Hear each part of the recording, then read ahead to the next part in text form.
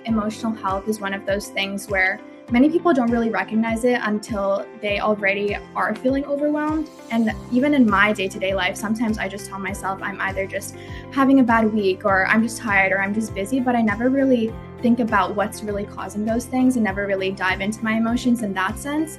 So that kind of prompts me to ask my first question to you, which is, what are some signs that someone is feeling emotionally overwhelmed, but they may not be realizing that yet?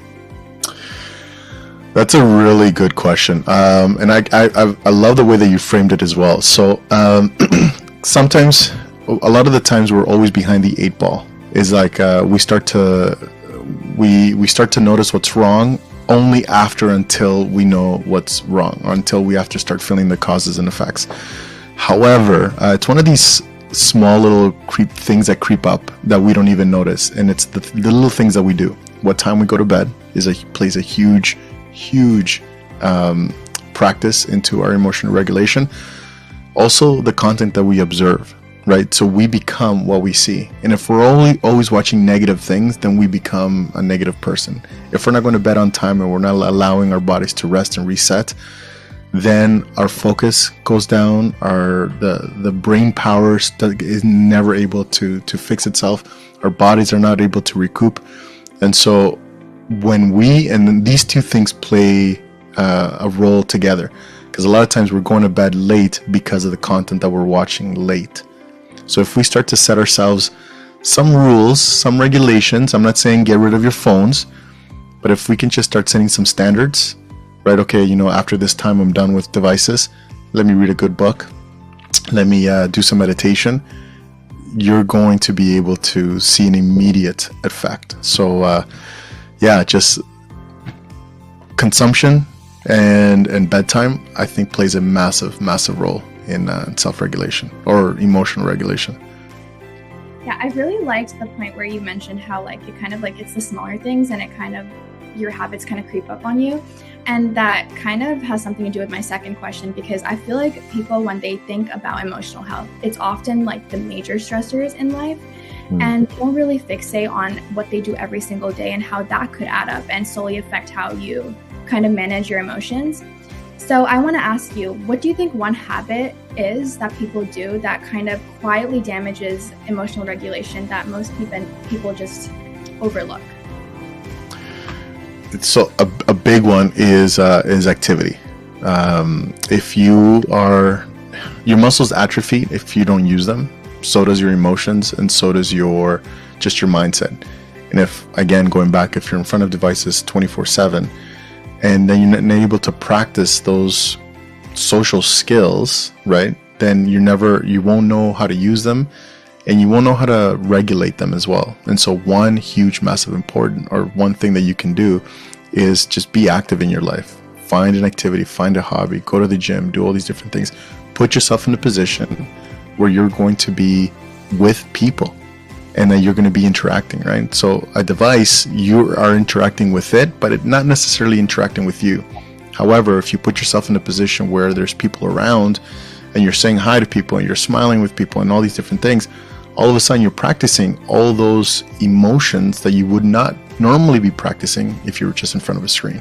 So be more out there, be more proactive, be more active, and put yourself in places where people are. Thank you so much for sharing that. And I feel like that's really good advice, because I feel like that's really easy to implement for a lot of people. They could really implement that into their day-to-day life. But I'd love to switch gears a little bit and kind of talk about what you're doing for the community. I know the Ripple Effect Wellness Organization has been doing some incredible things through their impact program. And I know creating a meaningful change has been a big part of that. With that in mind, I wanted to ask you, what impact are you hoping to create, and how is the program helping you do that? Yeah, so I've had a blessing and opportunity to work with the Ripple Effect. And so what they did is last year they approached me and they said, hey, there's a new pandemic, right, which is mental health. And then what are some things that we can do, or is there anything out there that we can support? And so after months of collaboration, we decided to create this program called the Impact Program. And so it's an initiative that sits at MTClife, and it's sponsored by the Ripple Effect. And so what it does is it goes in, we go in, our team, me and my team, going into a high school, and we train the grades 10s and 11s in how to be coaches.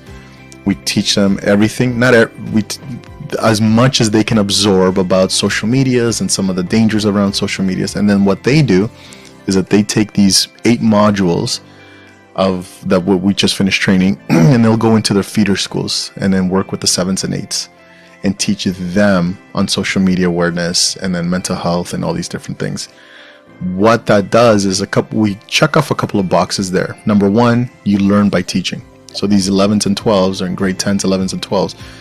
Because they are teaching, they're the ones that are learning. So they are better equipped when they get to universities and colleges, number 1.